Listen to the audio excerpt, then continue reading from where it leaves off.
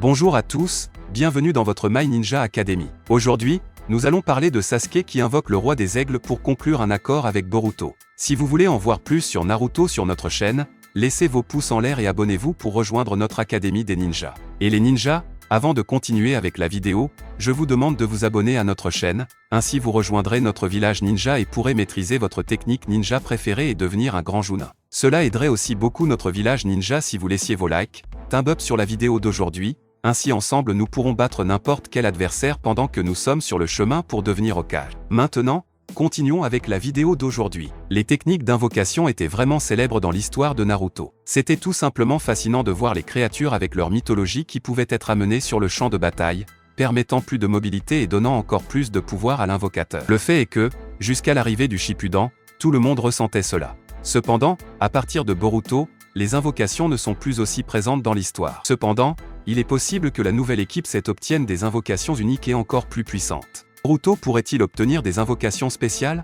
Et si, au lieu de grenouilles ou de serpents, c'était un aigle comme celui de son maître Sasuke?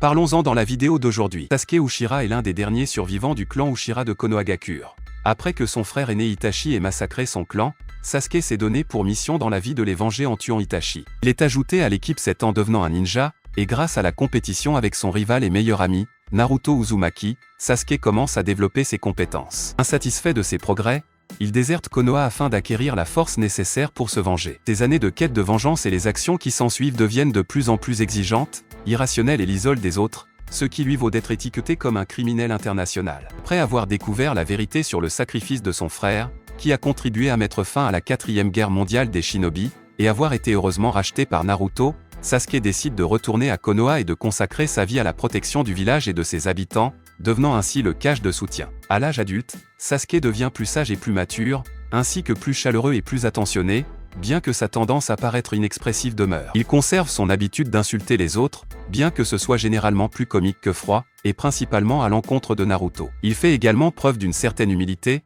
admettant ouvertement ses défauts, notamment en tant que père de... Bien qu'il réalise le souhait d'Itachi de protéger Konoha, il le fait dans l'ombre et enquête sur les mystères de Kaguya, ce qui l'empêche de passer du temps avec sa famille, au point de ne pas reconnaître sa fille, Salada. Malgré tout, il protège Salada et la soutient dans son objectif de devenir Hokage et de ne pas finir comme lui. De plus, Sasuke aime beaucoup sa famille et essaie de passer du temps avec eux quand il peut rentrer chez lui. En tant que professeur de Boruto, Sasuke se consacre au bien-être et au progrès de son apprenti. Bien qu'il ait vu Boruto utiliser un dispositif de tricherie pour réussir le test préliminaire qu'il lui a fait passer, Sasuke a accepté de le prendre comme élève car il le considérait comme similaire à son propre passé, prêt à tout pour le pouvoir. Plus tard, il réprimanda Boruto pour avoir utilisé le dispositif pendant les examens de Chunin, mais il vit quand même sa véritable puissance et lui prêta son protecteur frontal en signe de confiance et de foi. Prenant son rôle de mentor au sérieux, Sasuke est prêt à laisser Boruto participer à des combats dangereux contre l'Otsutsuki car il a vu que le garçon est à la hauteur de son potentiel et qu'il peut renverser le cours des combats,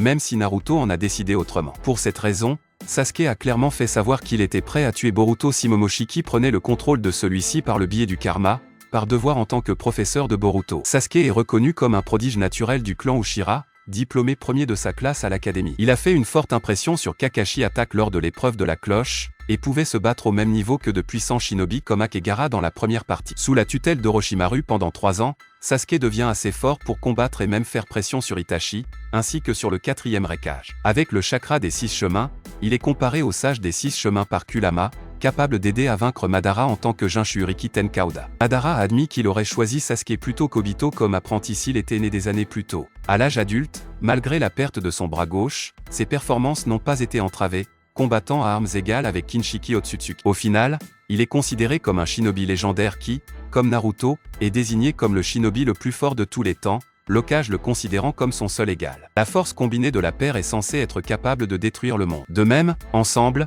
ils pourraient vaincre Momoshiki Otsutsuki qui a absorbé Kinshiki Otsutsuki, ce que les 4 autres Kages réunis ont combattu contre ce dernier. Garuda est un faucon et l'invocation personnelle de Sasuke Uchiha. Bien qu'il ressemble à un faucon normal, il est beaucoup plus grand en termes de taille pour un. Il a été décrit comme étant de couleur brune et a des marques sombres autour de ses yeux ainsi que le long des côtés de son bec. Pendant son combat contre Danzo Shimura, Sasuke a invoqué ce faucon pour empêcher sa chute du pont des samouraïs après avoir été blessé par le style du vent, vague à vide. Sasuke a ensuite débarqué de l'oiseau afin d'éviter le style du vent, vacuum wave en volant vers eux. Dans l'anime, le faucon aide Sasuke dans son combat en utilisant son corps et le vent pour diriger l'un des plus grands wind shuriken de Danzo et le renvoyer vers lui, coupant le bras droit de Danzo et lui faisant relâcher son contrôle sur Sasuke, permettant ainsi à Sasuke de taillader sa poitrine. Dans le manga, c'est Sasuke qui lui a coupé le bras droit avec l'épée Kusanagi. Après que Sasuke a tué Danzo, on voit le faucon s'envoler du champ de bataille. Garuda est ensuite invoqué une fois de plus pour arrêter la chute de Sasuke et Naruto. Lorsque Kaguya téléporte l'équipe, c'est au-dessus d'une rivière de lave. Kaguya lance alors une attaque ciblée,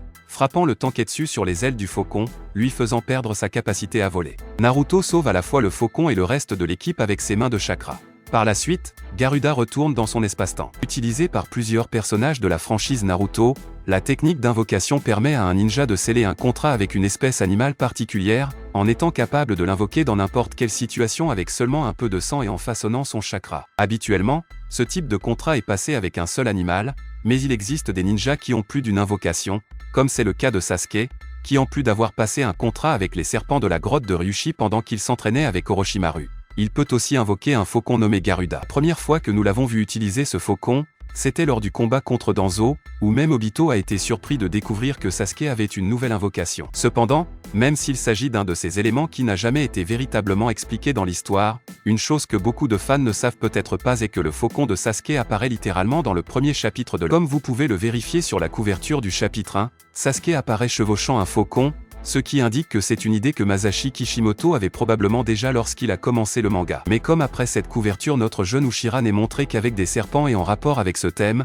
peut-être que l'auteur a simplement choisi de ne pas suivre cette idée, et a attendu que l'histoire avance un peu pour faire revenir le faucon. En revanche, Boruto, son disciple, n'est pas en reste non plus. Issu de ces deux lignées fortes, Boruto est un prodige, considéré comme capable d'accomplir tout ce qu'il tente dans des délais remarquablement courts. Ayant hérité du génie de son grand-père paternel et de l'imprévisibilité de son père, il a obtenu le meilleur score de sa classe lors de ses examens de Jonin, et est considéré comme bien au-dessus du reste de sa génération avec des prouesses de niveau Chunin. En tant que Jonin, Boruto est considéré comme une élite qui excelle dans tous les domaines du combat. Sa dextérité s'est avérée cruciale pour vaincre des adversaires redoutables, notamment Momoshiki, Urashiki et les membres de Kara. Son potentiel est également considéré comme une menace pour le clan Otsutsuki. En guise d'invocation, il possède Garaga. Garaga est un gardien de la grotte Ryushi et une invocation personnelle de Boruto Uzumaki. Garaga est un énorme serpent borgne de couleur rouge avec des rayures noires sur le corps. Au fil du temps, il a développé une écaille inversée en forme de bijou sous sa mâchoire, une caractéristique rare développée uniquement par les serpents les plus agressifs. Il a une cicatrice de l'autre côté de son œil. Il a une personnalité agressive,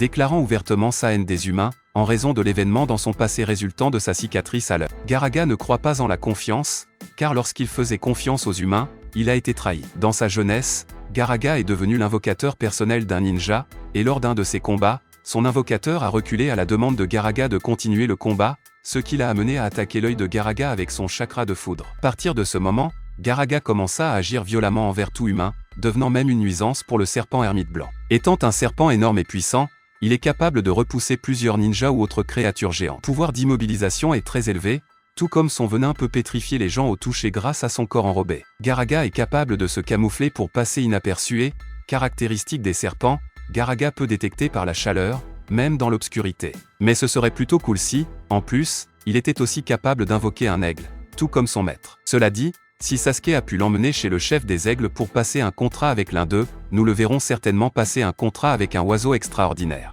Il serait encore plus intéressant de le voir faire l'invocation non pas d'un simple aigle, mais d'un aigle légendaire et le plus puissant de tous. Rien de plus digne du disciple de Sasuke et du futur Hokage de l'ombre. Mais qu'en est-il de vous? Aimeriez-vous voir Boruto avec une telle invocation? Laissez votre avis dans les commentaires. C'est tout, j'espère vraiment que vous avez apprécié cette vidéo. Si vous avez des suggestions de vidéos, n'oubliez pas de les commenter ci-dessous, car je les lirai toutes comme je le fais toujours. N'oubliez pas non plus de laisser un like si vous avez aimé la vidéo et n'oubliez pas de vous abonner et de sonner la cloche pour ne pas manquer le contenu de votre académie ninja préférée.